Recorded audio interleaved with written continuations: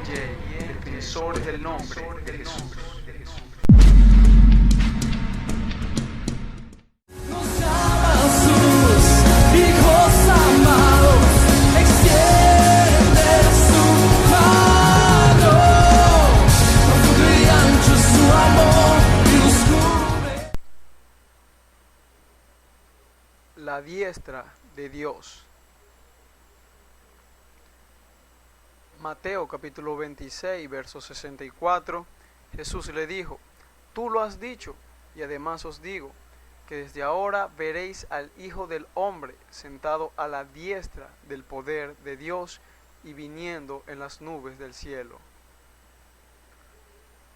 Gracias por visitar Defensores del Nombre de Jesús. En varios pasajes de la Escritura encontramos la expresión que el Hijo está sentado a la diestra de Dios. Por ejemplo, Marcos 16:19, Romanos 8:34, Hebreos 12:2, solo por citar alguna de ellas.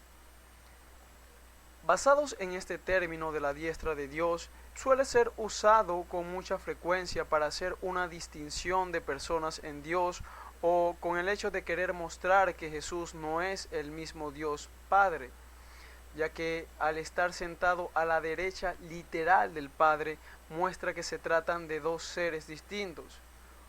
Uno sentado del lado derecho literal mostrarían dos seres, dos personas, o como también pudieran insinuar, dos dioses distintos.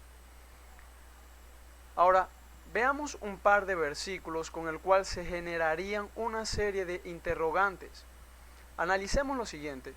Hebreos capítulo 12, verso 2 dice: puesto los ojos en Jesús, el autor y consumador de la fe, el cual por el gozo puesto delante de él sufrió la cruz, menospreciando el oprobio, y se sentó a la diestra del trono de Dios.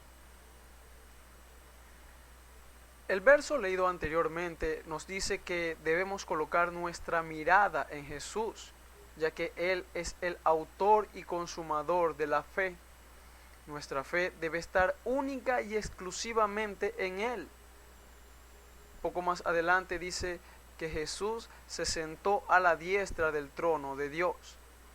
Pero si meditamos un poco al colocar nuestros ojos solamente en Jesús, es decir, el que está del lado derecho del trono, ¿no implica esto que descarta a otro ser en donde colocar nuestra fe? Nuestra fe debe estar solamente puesta en el Hijo. No es correcto colocar nuestra fe en el Dios y Padre. En este sentido, la misma Escritura descarta que tengamos que colocar o poner nuestros ojos en el que está al lado de Jesús. Tome en cuenta que es la misma Biblia que nos enseña y guía a colocar la fe solo en Cristo Jesús, autor y consumador de la misma. Hay otro punto que también debemos analizar, y este está en Apocalipsis capítulo 4, verso 2, donde se lee: y al instante yo estaba en el Espíritu, y aquí un trono establecido en el cielo, y en el trono uno sentado. En esta visión que tuvo el apóstol Juan en el libro de Apocalipsis, él logra divisar un trono en el cielo. Notarán que no vio a dos o tres tronos. En ese trono que vio Juan había uno solo sentado.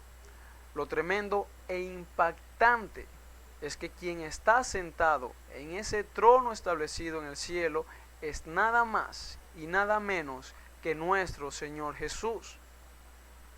Si comparamos las Escrituras, de donde es mencionado que Jesús está a la diestra de Dios, aparecen las interrogantes. ¿Por qué hay un solo trono en el cielo? ¿Por qué no hay dos ni tres tronos? ¿Por qué Jesús no está sentado ni de pie al lado derecho del trono de Dios? Y la última pregunta a ser respondida es: ¿Por qué es Cristo Jesús quien está sentado en el mismísimo trono del Dios Todopoderoso? Interesantes interrogantes que aparecen en torno a la escritura, ya que en varios pasajes leemos que el Hijo está sentado a la diestra del trono de Dios, pero en las revelaciones que aparecen en el libro de Apocalipsis vemos a Jesús sentado en el trono de Dios. Con solo estos dos versículos compartidos vemos algunos dilemas que se generan en cuanto a la diestra de Dios, sobre en quién es colocada la fe, quién es el autor y consumador de la fe, sobre descartar colocar la fe en otro, del por qué no hay 2 o 3 o más tronos, por qué Jesús no está del lado derecho del trono, sino más bien que Él está sentado en el trono mismo recibiendo la adoración celestial. Comencemos a desglosar lo relacionado a este tema para comprender a qué hace referencia la Escritura al mencionar la diestra de Dios.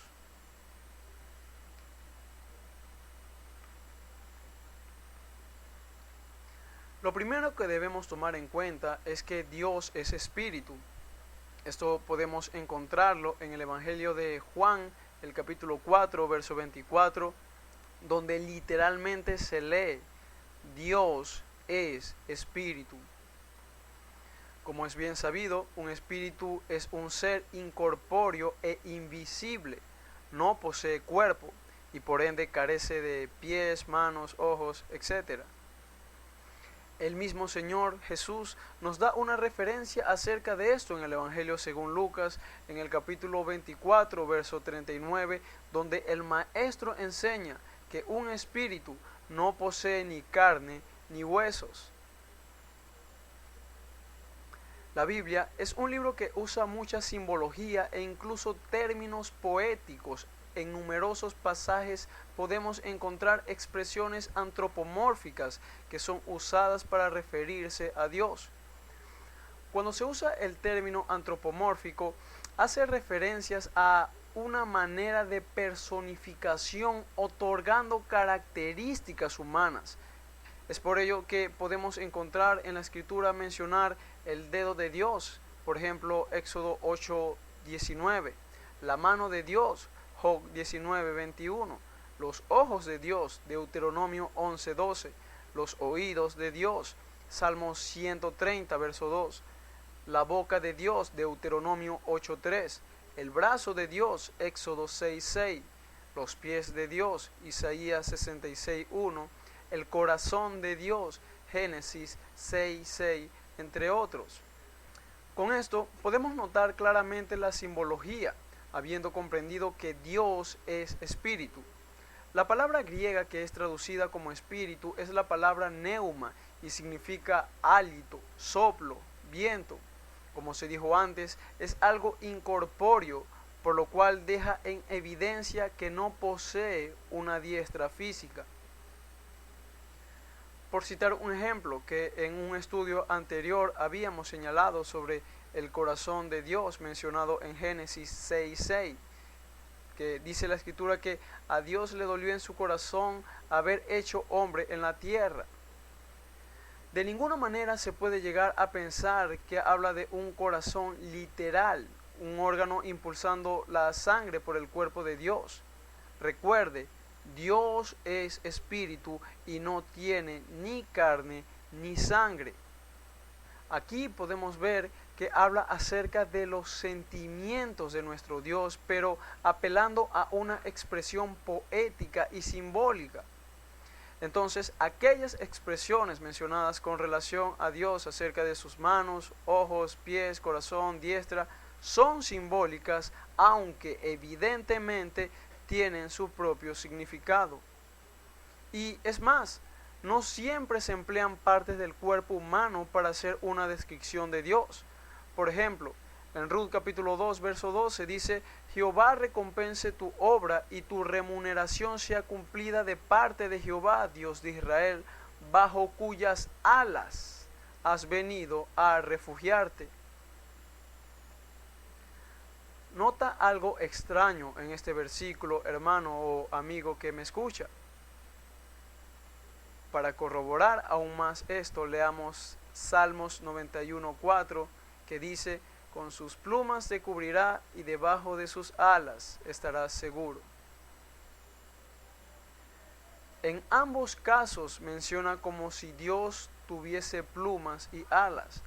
Pregúntese usted, ¿esto es algo simbólico o literal? La respuesta lógica y obvia es que esto es algo simbólico. Tampoco puede llegarse a pensar que Dios sea un plumífero o que tenga alas. El hombre está creado a la imagen y semejanza de Dios. Entonces, claramente en ambos versículos habla en forma poética, haciendo alusión a lo que es la protección de Dios, el cuidado, abrigo y resguardo que nos ofrece. Otro detalle a tomar en cuenta es que la Biblia revela que el Espíritu de Dios lo llena todo. Note lo que dice Jeremías en el capítulo 23, verso 24. Se ocultará alguno, dice Jehová, en escondrijos que yo no lo vea. No lleno yo, dice Jehová, el cielo y la tierra. Noten cómo Dios dice que Él lo llena todo. Él llena los cielos y la tierra. Entonces, ¿qué lado derecho puede tener un espíritu que lo llena absolutamente todo? Con razón, el rey Salomón, en su sabiduría, luego de haber edificado el templo, dijo: he aquí que los cielos, ni los cielos de los cielos, te pueden contener. ¿Dónde pudiera sentarse o dónde estaría el trono del Hijo? Además, nuestro Dios es omnipresente, está en todo lugar, en todo tiempo. El mismo rey David lo declara en el Salmo 139, versos 7 al 12. Nadie pudiera estar a su diestra literal. Él está en todo lugar, en todo tiempo. Él lo llena todo. Y esto de que Dios lo llena todo, lo mismo se dice acerca de Jesús en el Nuevo Testamento. En Efesios capítulo 4, verso 10, que dice: el que descendió es el mismo que también subió por encima de todos los cielos para llenarlo todo. Esto evidencia un par de cosas.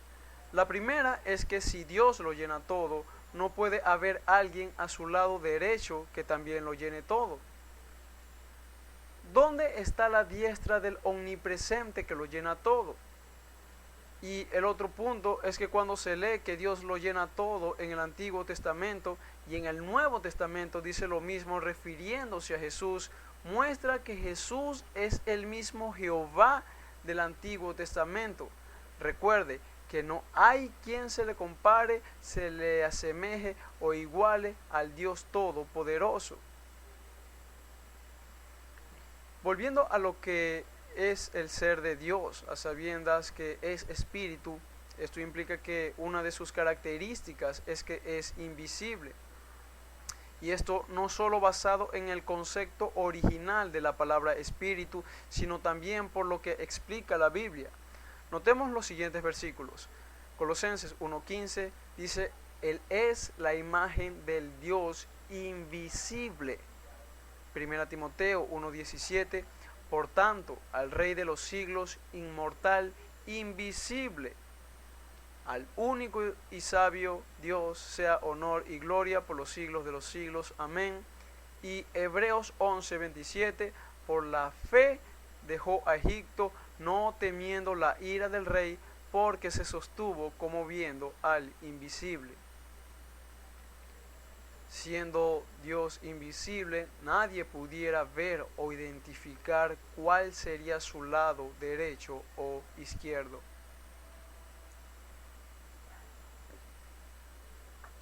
Con esta serie de interrogantes y detalles podemos constatar que la diestra con relación a Dios es una expresión simbólica, no se refiere a una diestra física o un lado derecho literal. Entonces, ¿A qué se refiere la Biblia cuando habla de la diestra de Dios? Así como se muestra la simbología en los ejemplos mostrados, lo mismo ocurre cuando es mencionada la diestra de Dios, y ésta simboliza y representa lo que es el poder de Dios, su fuerza y autoridad, y bíblicamente es respaldado. Éxodo capítulo 15, verso 6, tu diestra, oh Jehová, ha sido magnificada en poder.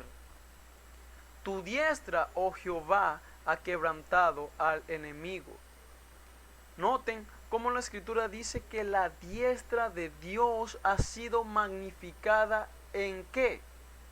En poder. Y con esa diestra, es decir, con ese poder, es que quebranta al enemigo.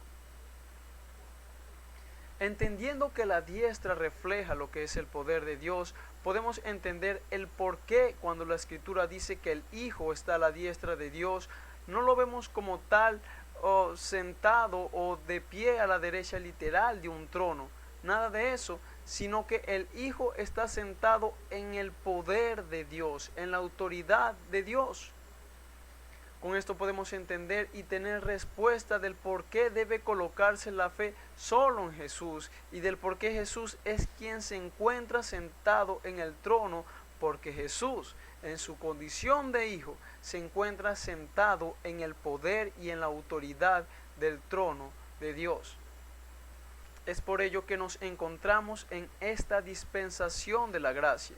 Es por ello que se sigan arrepintiendo almas, que se sigue predicando el Evangelio, que se continúa anunciando el mensaje de salvación, que en Cristo Jesús hay esperanza, que en Él hay solución, que hay sanidad, que hay vida eterna. Se continúa predicando su nombre, se continúan bautizando en el nombre de Jesús para el perdón de pecados. Hay almas siendo investidas de poder de lo alto, siendo llenas del Espíritu Santo. Se continúa predicando y bautizando en el nombre de aquel que está sentado a la diestra del poder de Dios. Para comprobar aún más esto, leamos una vez más el versículo con el cual dimos apertura a este estudio, donde el Señor Jesús explicó claramente este punto. Mateo 26, 64. Jesús le dijo, tú lo has dicho, y además os digo, que desde ahora veréis al Hijo del Hombre sentado a la diestra del poder de Dios y viniendo en las nubes del cielo. Un argumento que plantearían aquellos que no aprueban la simbología de la diestra y aceptan una multiplicidad o distinción de personas en Dios sería el siguiente. Ustedes los unicitarios dicen que la diestra significa el poder de Dios, pero en Mateo 26, 64 Jesús dice que verían al Hijo del Hombre sentado a la diestra del poder de Dios. Entonces, esto quiere decir que según ustedes, Jesús está sentado al poder del poder de Dios. Aparecen ambas palabras. Carece de sentido su suposición. Por lo tanto, su punto de vista es erróneo.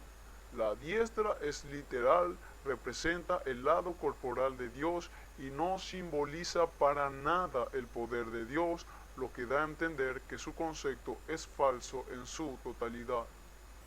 En realidad, esto no es un problema ni una refutación alguna, todo lo contrario, sino que lo que hace es corroborar aún más este punto, porque al mencionar el Señor, la diestra del poder, aparece la pregunta, ¿cuál es el lado derecho del poder? Más bien vemos cómo nuestro Señor Jesús afirma que la diestra donde se sentaría representa literalmente el poder de Dios. Para ser más específico, el Señor anuncia que la diestra donde se sentaría no sería del lado derecho o el lado físico, sino la diestra que representa el poder de Dios. Preste atención, detalle con detenimiento las palabras del Señor en Mateo 26, 64. Tú lo has dicho, y además os digo que desde ahora veréis al Hijo del Hombre sentado a la diestra del poder de Dios. Con razón, el mismo Señor Jesús dijo en Mateo 28, 18, toda potestad me es dada en el cielo y en la tierra. El Hijo está sentado a la diestra del poder de Dios. Ya hemos visto claramente que no se refiere a una diestra física. Como dijimos anteriormente, estamos en la dispensación de la gracia. La obra que hizo nuestro Señor Jesús en el Calvario repercute aún en este tiempo.